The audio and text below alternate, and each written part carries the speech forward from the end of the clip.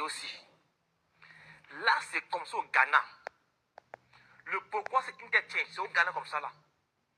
Ils ont fait l'échangeur ici en 3 ans. En 3 ans, ils ont fait cet échangeur ici. En 3 ans.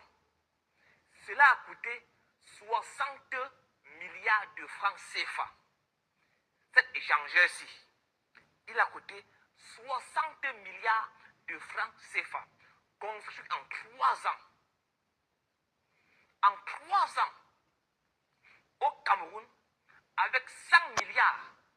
100 milliards, les gars n'ont pas encore fini la pénétrante Est de Douala. 100 milliards, ils n'arrivent pas à finir la pénétrante Est. Au Ghana, avec 60 milliards, ils ont réussi à faire l'échangeur ici. Que vous voyez là. Mais chez nous, avec 100 milliards, ils n'arrivent pas à faire la pénétrante Est. Ou c'est Ouest, ou c'est... Je ne connais même pas une pénétrante. 100 milliards.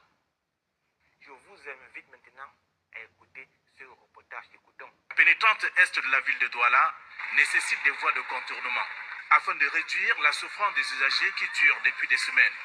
L'entreprise qui, selon des sources, aurait bénéficié d'une partie du financement n'est pas tombée du ciel.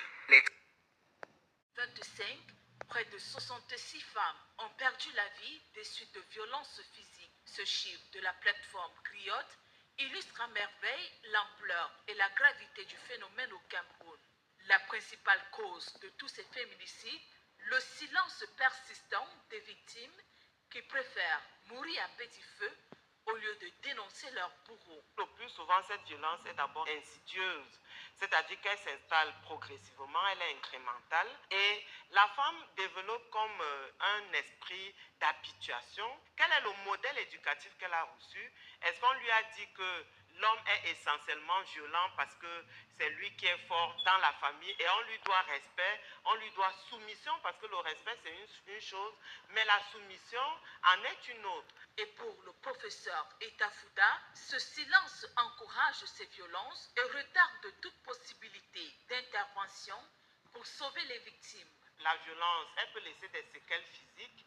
Elles sont aussi davantage psychologiques, allant du traumatisme à des maladies psychosomatiques. On peut aussi avoir des conséquences sociales qui vont d'abord de l'isolement de la victime au syndrome de Stockholm. La victime va apprendre à aimer son bourreau malgré toutes les sévices, toute la violence.